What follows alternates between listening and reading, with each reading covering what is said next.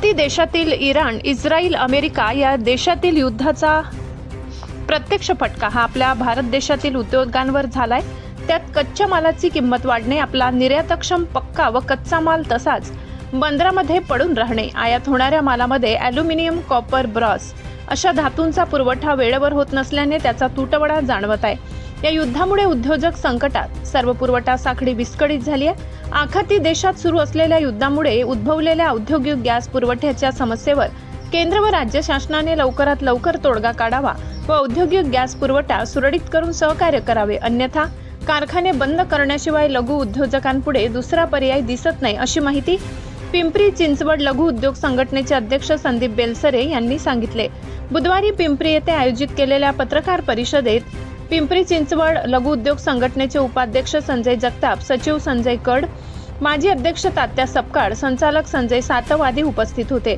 यावेळी उपाध्यक्ष संजय जगताप यांनी सांगितले की उद्योजक आणि कामगार वाचवण्यासाठी गॅसचा राखीव कोटा उपलब्ध करून द्यावा, अशी पिंपरी चिंचवड लघु उद्योग संघटनेची मागणी आहे। आम्ही आता एक गुगल फॉर्म पण बनवतोय आणि तो डिस्ट्रीब्यूट करणार सगळ्या उद्योगांमध्ये। तर 4-5 दिवसामध्ये आपल्याला एक निश्चित आकडा कळेल की कुणाला याची अडचण येते आणि साधारण किती नुकसान याच्यामधनं आपल्याला उद्योजकांना सहन करायला लागणार आहे। तर एक आमची मागणी केंद्र सरकारकडे आणि राज्य सरकार दोन्हीकडे अशी आहे की ठीक आहे, आम्ही पण परिस्थिती समजू शकतो की युद्ध चालू आहे, सगळ्यांना याची झळ पोचतीये, पण सगळ्यात जास्ती झळ ही उद्योगांना दरवेळेस का पोचवण्यात येते।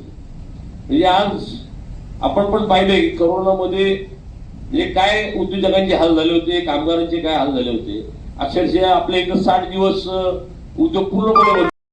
त्याचबरोबर आज पावडर कोटिंग असेल किंवा सीडी कोटिंग असेल किंवा प्लेटिंग असेल किंवा अजून काही फाउंड्री व्यवसाय असेल, हे यांना एक ते गॅसचा पुरवठा त्यांना पण कंटिन्युअस लागतो। त्याचबरोबर काही कंटिन्युअस प्रोसेस म्हणजे कायम सतत म्हणजे 24 तास ते 365 दिवस चालू असणारे काही प्रोसेस असतात। ते एलपीजी त्यांना तिथे 100% लागतो, तिथं तुम्ही दुसरं कुठलं इंधन वापरू शकत नाही, कारण त्यांचे जे फर्नेस किंवा बॉयलर आहेत ते त्या पद्धतीने त्यांनी डिझाईन केलेले आहेत। आता आपण म्हणतो की आपण दुसरं कुठलं तरी इंधन वापरू शकतो, पण ते पण आपण तिथं वापरू शकत नाही, कारण ती गॅस फर्नेस आहे किंवा गॅस बॉयलर।